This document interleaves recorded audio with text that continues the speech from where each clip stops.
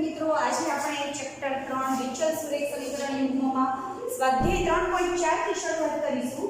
દાખલા નંબર 1 સૂચના વાંચીએ તો એવું લખેલું છે કે નીચેના સુરેખ સમીકરણ યુગ્મનો ઉકેલ લોપની રીત અને આદેશની રીતે મેળવવાનો છે।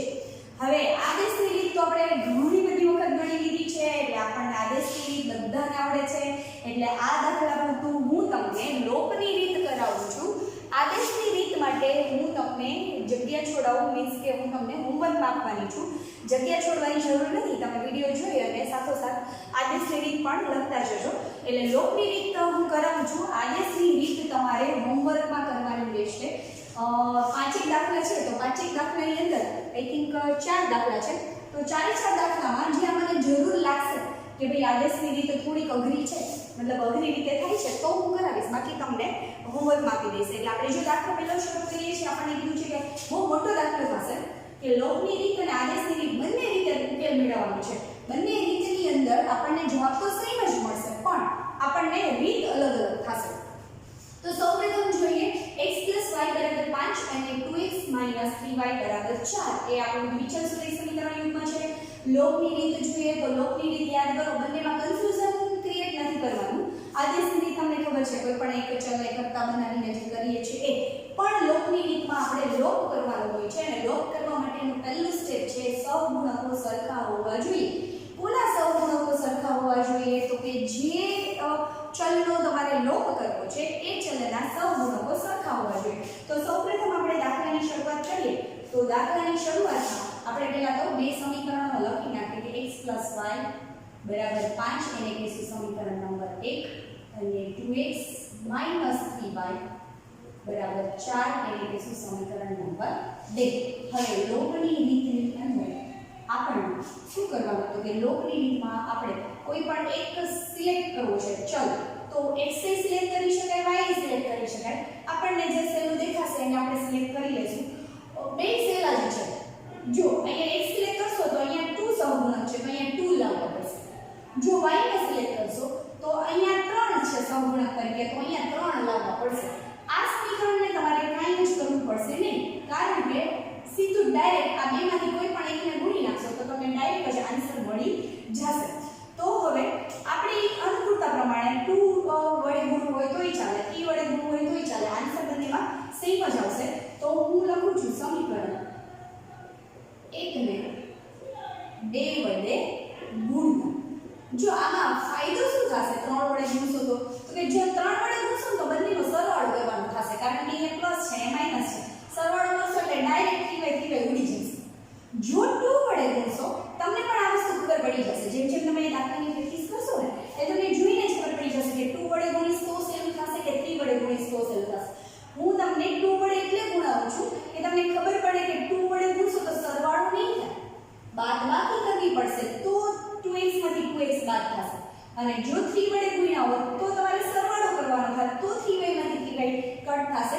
જે લોકોને પ્રેક્ટિસ કરવી હોય રફ નોટમાં બંને રીતે પ્રેક્ટિસ કરી શકે છે, જેથી કરીને તમને ખબર પડે કે 2 વડે ગુણીએ તો શું થાય છે અને 3 વડે ગુણીએ તો શું થાય છે।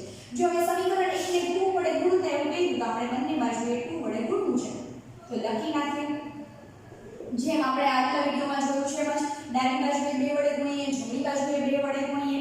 2 ગુણ્યા x એટલે 2x, 2 ગુણ્યા y એટલે 2y, 5 દુ 10। હવે આને આપણે કહી દઈશું સમીકરણ નંબર 3। હવે તો કે સમીકરણ 3 છે, આ સમીકરણ 2 છે, તો આમ જોઈએ તો અહીંયા 10 છે, અહીંયા 4 છે, આ મોટા પદો લાગે છે, નાના પદો લાગે છે, તો આપણે સમીકરણ 3 માંથી સમીકરણ 2 બાદ કરીએ। ઘણાને એવું થાય કે મેડમ અમને ભૂલથી એવું થઈ જાય તો કે સમીકરણ 2 માંથી સમીકરણ 3 બાદ થઈ જાય તો કોઈ વાંધો નહીં, તો પણ જવાબ તમારો સાચો જ આવશે, એમાં જવાબમાં કાંઈ ફેર પડશે નહીં। તમે કોઈ પણ આ જે બે સમીકરણ છે, આ બે સમીકરણને કોઈ પણમાંથી કોઈ પણને બાદ કરો, જવાબમાં ફેર નહીં પડે। હું લખું છું સમીકરણ 3 માંથી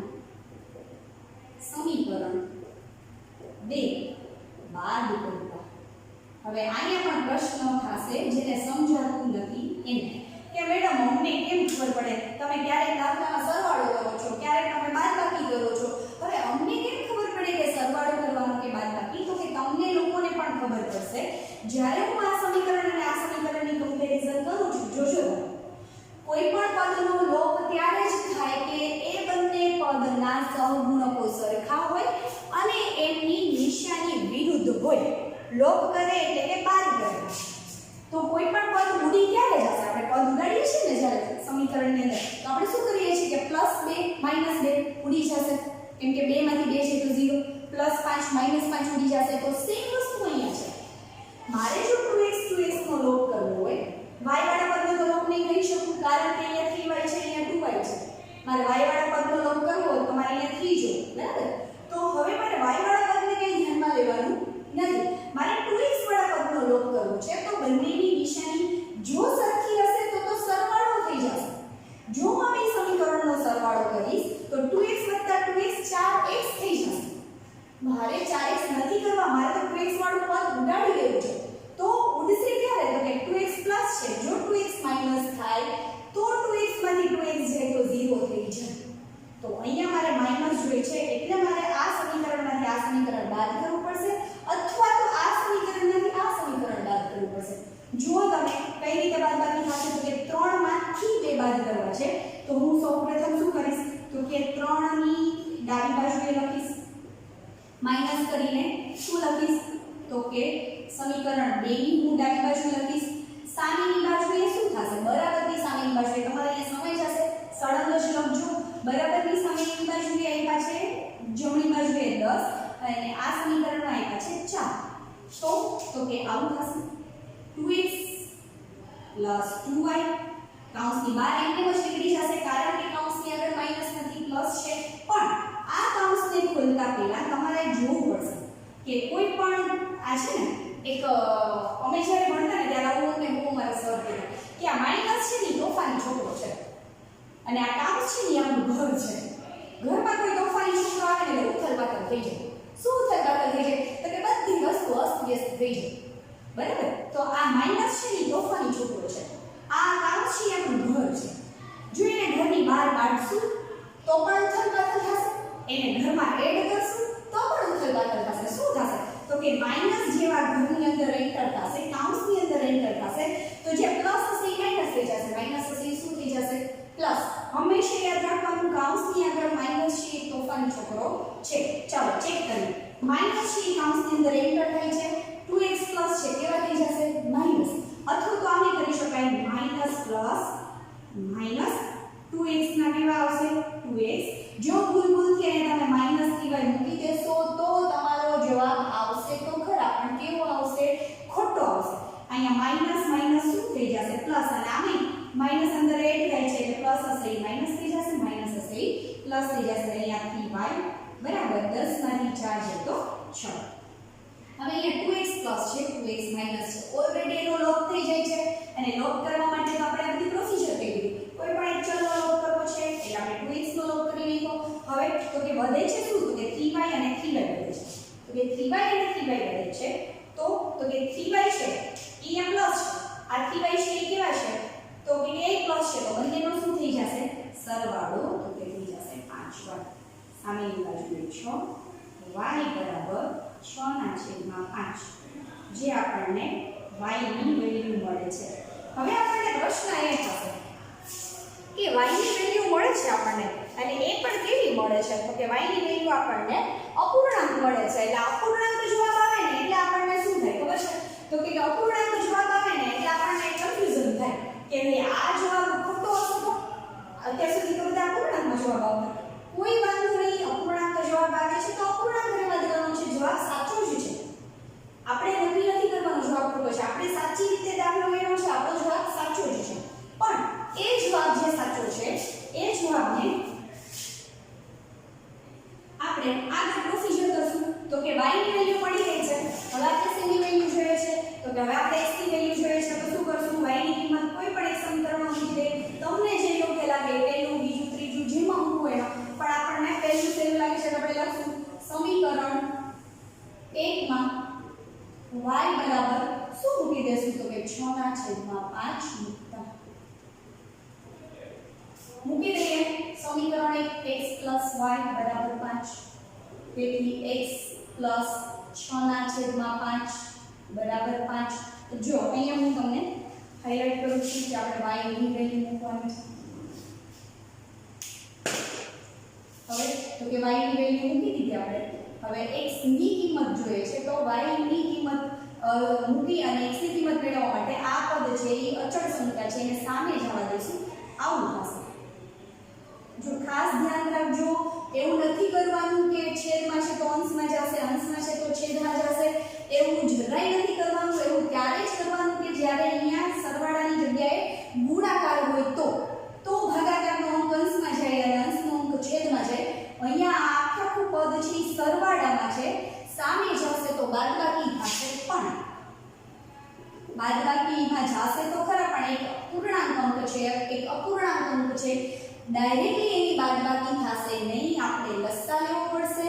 લસા લેવા માટે 5 ના છેદમાં કંઈ જ નથી તો મેં શું લખી લીધું છે, 1 લસા મળે છે. 5 અને 1 નો લસા ડાયરેક્ટ મેળવવા વગર આપણને ખબર જ છે 5 અને 1 નો લસા શું થાય, 5 થાય. તો લસા 5 લાવવા માટે મારે 1 ને કેટલા વડે ગુણવું પડે, તો કે લસા 5 લાવવા માટે મારે 1 ને 5 વડે ગુણવું પડે. તો અંશને પણ કેટલા વડે ગુણવું પડે, 5.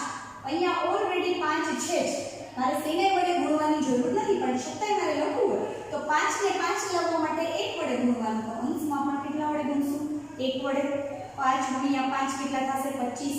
છેદમાં કેટલા છે, 5. માઈનસ 6 × 6 છેદમાં 5. હવે અહીંયા 25 અને 5 ના પાછળ છેદ ઉડાડી લખી નાખવાના, તો પાછું હતું નહીં જ આવી જશે. કરવાનું છે શું, સમછેદી છે બંને, તો એક જ છેદ લખશું. અંશમાં બંનેની શું થઈ જશે, બાદબાકી. જવાબમાં મળશે તમને 25 માંથી 6 કટ કરીએ તો જવાબ આવશે 19/5. અહીંયા આવશે x. તો આપણને જે x ની વેલ્યુ મળે છે એ શું મળે છે, તો કે 19/5. તો છેલ્લે લખશું આપણે y ની કિંમત 6/5 અને x ની કિંમત મળે છે 19/5. હવે જો કોઈ છોકરાઓ એવું વિચારે કે મેડમ અમારે થોડી અલગ રીતે દાખલો કરવો છે, તમે કરાવ્યો એ તો CW માં કોપી કરી લીધી, પણ અમારે રફ નોટમાં જોવું છે કે જો અમે y નો લોપ કરીએ તો શું થાય.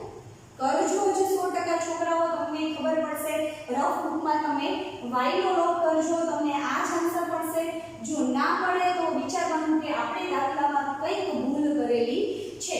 તમે y નો લોપ કરો છો તો તમારે સમીકરણ નંબર 1 ને 3 વડે ગુણવાનું થશે અને 3 વડે ગુણશો એટલે તમને સૌપ્રથમ x ની વેલ્યુ મળશે અને એ x ની વેલ્યુ તમે સમીકરણ નંબર 1 માં મૂકશો એટલે પછી તમને શેની વેલ્યુ મળશે, y ની વેલ્યુ મળશે. ઉલટો દાખલો મળશે, પહેલા આ મળશે પછી આ મળશે. કરી જોજો, થાશે અને સાચો જવાબ આવશે. અને છેલ્લે આપણે લખશું તેથી આપેલ સમીકરણ યુગ્મ નો ઉકેલ શું મળ્યું, તો કે x બરાબર 19/5 અને y બરાબર શું મળે છે, તો કે 6/5 મળે છે. ઓકે, હવે આના પછી અહીંયા દાખલો પૂરો થતો નથી. હજુ આના પછી તમારે શું કરવાનું છે, તો કે હજી તમારે આદેશની રીતે ઉકેલ મેળવવાનો છે. એટલે તમારે લખવાનું છે જેમ મેં લોકની રીત લખ્યું છે એમ નીચે તમારે ફરીથી એરો કરીને લખવાનું છે. આદેશની રીત તમને આવડે છે એમાં તમારે ઉકેલ મેળવવાનો છે અને એમાં પણ તમને સેમ y બરાબર 6/5 અને x બરાબર 19/5 મળશે, જે તમારું હોમવર્ક છે. એના પછી જોઈએ નેક્સ્ટ દાખલો, દાખલા નંબર 2. તો દાખલા નંબર 2 માં પણ સેમ હું લોકની રીત કરાવું છું. આદેશની રીત તમારે જાતે કરવાની છે. એટલે આપણે એરો કરીને લોકની રીત શરૂ કરીએ. તો કે લોકની રીતમાં શું જોશે, તો કે લોકની રીતમાં બે સમીકરણો જોશે. આપણી પાસે છે જ ઓલરેડી નામ બે સમીકરણ. પહેલું છે એને કહેશું સમીકરણ નંબર 1, જે બીજું છે 2x - 2y. નિશાનીમાં ભૂલ નથી કરવાની. જો નિશાનીમાં રકમમાંથી જોઈને જ ભૂલ કરશો તો તમારે દાખલાનો જવાબ આવશે ખરા, પણ કેવો આવશે, ખોટો જવાબ આવશે. હવે સમીકરણ 1 અને 2 લોકની રીતનું પહેલું સ્ટેપ શું, કોઈ પણ એક ચલને સિલેક્ટ કરો જેનો લોપ તમારે કરવો છે. સિલેક્ટ કરીને એને તમારે ગુણવાનું છે. જો અહીંયા ધ્યાનથી જોજો તમે, જો હું x ને સિલેક્ટ કરું છું તો એક x નો સહગુણક 2 છે અને બીજા x નો સહગુણક 3 છે, બરાબર. તો 3 છે એને 2 નો બનાવી શકાય. હા, પણ 3 ના ઘડિયામાં કોઈ એક અંક આવતો હોય તો એ 2 ના ઘડિયામાં અંક આવતો હોય તો એને આપણે બનાવી શકીએ. એટલે આના માટે તમારે કરવાનું શું ખબર છે? 3 અને 2 નો લસાઅ વિચારી લેવાનો. કે 3 અને 2 નો લસાઅ શું થાય? ઈ બંનેના ઘડિયામાં આવતો જોઈએ એવો અંક તમારે લાવવાનો છે. તો કે 3 અને 2 નો લસાઅ તો 6 થાય. 3 દુ ને 6. તો આને 6 બનાવવાના છે, આને 6 બનાવવાના છે. જો x નો લોપ કરવો હોય તો તમારે આને 2 વડે ગુણવું પડે, આને 3 વડે ગુણવું પડે. પણ મારે x નો લોપ નથી કરવો, મારે તો સહેલું કરવું છે. મારે તો y નો લોપ કરવો છે. શું કામ? તો કે 4 છે ને એને 2 બનાવી શકાય 2 વડે ભાગીને, પણ એવું નથી કરવું. હા, 2 ને 2 છે એને 4 બનાવી શકાય. 2 ને કેટલા વડે ગુણીએ તો 4 આવે? તો કે 2 વડે. તો આપણી પ્રક્રિયા છે એ થઈ જશે શું? તો કે આપણે ખાલી આ જ સમીકરણને ગુણવું પડશે.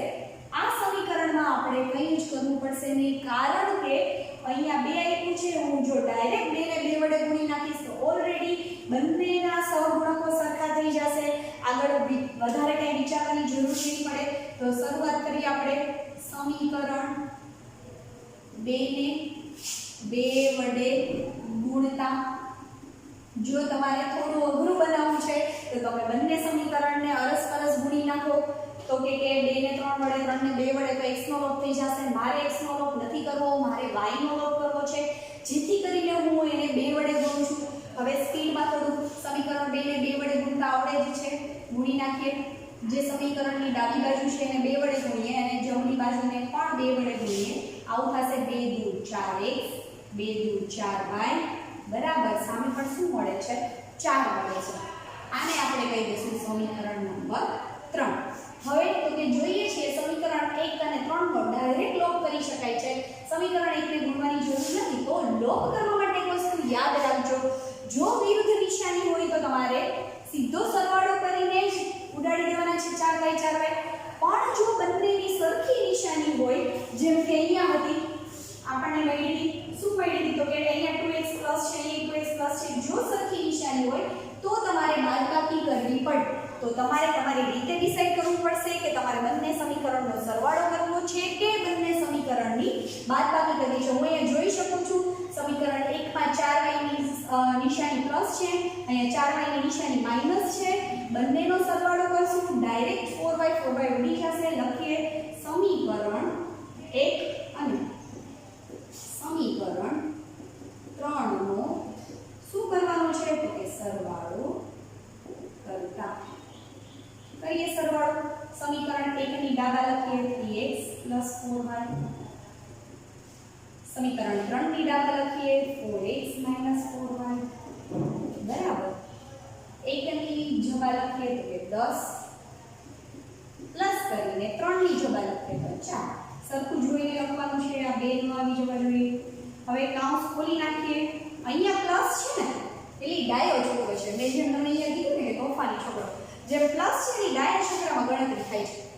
ઘરમાં જે વસ્તુ જેમ છે એમ જ રહેશે, કોઈ પણ ચેન્જીસ નહીં થાય. શું ચેન્જીસ નહીં થાય? તો કે ઘરમાં ઉથલ-પાથલ થશે નહીં. મીન્સ કે કૌંસમાં કાંઈ ચેન્જ નહીં થાય. પ્લસ છે પ્લસ જ રહેશે, માઈનસ છે માઈનસ જ રહેશે. જેમ છે એમ જ કૌંસ ખુલી જશે. 4x 4y બરાબર 10 + 4 એટલે શું થઈ જશે? 14.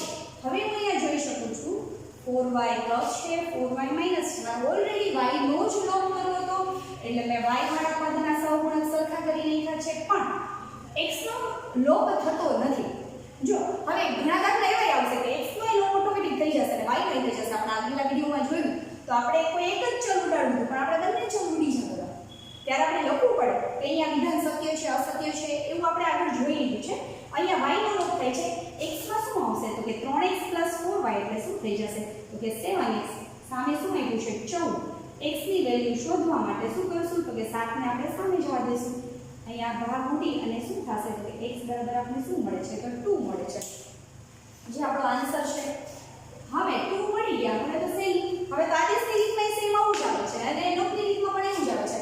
એક ચલ મળી જાય તો બીજે ચલની કિંમત કોઈ પણ એક સમીકરણમાં મૂકી અને આપણે દાખલો આગળ કન્ટિન્યુ કરવાનો છે. તો આપણે શું કરશું? તો કે સમીકરણ જે સહેલું દેખાય એમાં શેમાં આવશું? 2 માં મૂકવું. સમીકરણ 2 માં x બરાબર શું મૂકીએ? તો કે 2 મૂકીએ 2. સમીકરણ 2 લખીએ પેલા 2x 2y બરાબર 2. તેથી કરીને 2 x ની કિંમત 2, 2y બરાબર 2. જો 2 દુ કેટલા થશે 4 જ્યાં એક દેખાણા કે આપણે 2 મૂકી દીધા છે અહીંયા 2y ના 2y જ રહેશે બરાબર કેટલા છે તો કે 2 છે આ 4 છે એ સામે જ હશે પ્લસ છે કેવા થઈ જશે તો કે માઈનસ થઈ જશે 2y છે એ માઈનસ છે એ તો માઈનસ જ રહેશે 4 માંથી 2 જાય વિરુદ્ધ નિશાની છે બાદબાકી થશે 4 માંથી 2 જાય તો 2 મોટા પદની નિશાની એટલે કેવી આવશે કે -2y બરાબર -2 હવે તો કે આ -2 છે એ સામે નિશાની કેન્સલ કરવાની એટલે તો માઈનસ માઈનસ કટ થઈ જશે 2y બરાબર 2 મળશે 2 છે એ વધારાના છે y ની વેલ્યુ મેળવવા માટે 2 ને ક્યાં જોવા દેશું સામે 2 ઉડી જશે કાંઈ ન વધે તો શું વધશે તો કે 1 સરવાળા બાદબાકીમાં જ્યારે કાંઈ જ ના વધે ત્યારે આપણે જવાબમાં મૂકીએ છીએ 0 ગુણાકાર ભાગાકારમાં કાંઈ ના વધે ત્યારે આપણે જવાબમાં મૂકીએ છીએ 1 એટલે આ રીતે આપણો અહીંયા દાખલો પૂરો થાય છે આપણને પૂર્ણાંક અંકો મળે છે ઉકેલ તરીકે તો પૂર્ણાંક અંક લખવાના અપૂર્ણાંક અંક મળતા હોય તો અપૂર્ણાંક લખવાના અહીંયા સમ અધૂરો છે પૂરો નથી થતો લખીએ તેથી આપેલ સમીકરણ યુગ્મ નો ઉકેલ શું મળે છે તો કે x બરાબર શું મળ્યા 2 અને y બરાબર 1 મળે છે આ સેન્ટેન્સ તમે સૌથી છેલ્લે પણ લખી શકો જ્યારે તમે લો અને આદેશની બંનેની રીત કરી લો પછી છેલ્લે આ વાક્ય લખો તો પણ ચાલે અને બંનેમાં લખો તો પણ કોઈ વાંધો નહીં હવે અહીંયા આપણો દાખલો હજી પૂરો નથી થયો અધૂરો છે જે મેં આગળના દાખલામાં કીધું એમ આદેશની રીત હજી બાકી જ છે હું અહીંયા લખી દઉં છું એડિટ કરીને આદેશની રીત તમારે આદેશની રીત કરવાની છે હોમવર્કમાં આવડે છે ઓકે હવે અહીંયા પણ હું લખી દઉં છું આદેશની રીત બાકી છે